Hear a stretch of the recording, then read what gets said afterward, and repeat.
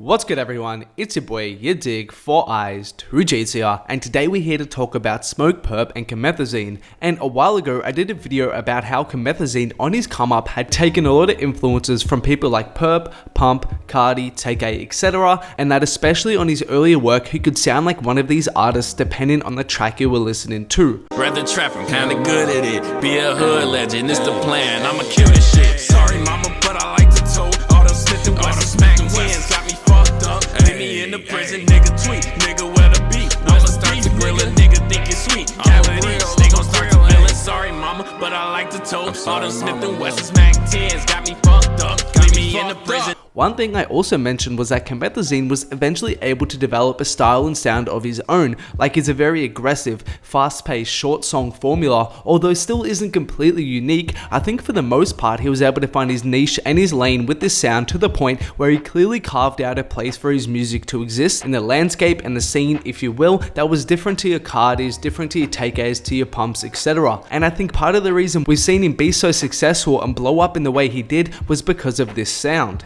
However, what's interesting is that with Deadstar 2, I think we've seen the roles reverse, and instead of Purpp being the one who was influencing Comethazine, on the track What I Please with Denzel Curry, it's Purpp who is sounding a bit like Comethazine. And in the comments below, make sure to let me know what you guys thought about Deadstar 2. Do you think Purpp fell off? Do you think Purpp came back with this project? Let me know what you guys think. But anyways, focusing on What I Please, as soon as I heard this song play, fuck Instagram, we don't do none of that. You gotta show we pop out where you at. Let him get rowdy, 6 shots in his back. You niggas pussy a dyke with a strap. I thought to myself, whoa, hold up a minute, is that Purpp biting Comethazine now? And I didn't want to be delusional, and I thought it would be a bit of a reach to even suggest it, so I didn't do a video on it right away until I could gauge from other people and see what the consensus was. Still though, the more and more I listened to it, I couldn't shake the comparisons in my head, and then when they dropped the video, I realized I wasn't the only one who felt like this. Looking in the comments, you'll see fans sharing a similar sentiment to me, with people saying exactly what I've been saying, that it was originally Purpp influencing Comethazine, but on this track it was the other way around. And particularly on this track, it's namely Purpp's voice. He's clearly adopted that guttural, aggressive tone that is signature to Comethazine's style, and this combined with the fast flow makes it reminiscent of his style. Also, the cooking up bar sounds a lot like Comethazine's flow from Find Him. My last bitch was cute, but my newest bitch thicker. Eating outside my bar and called it a sticker. Hook that boy up like some bait, I'm a fisher. Cook him up like fish fillet to eat dinner. You gotta check, I'ma need all of that.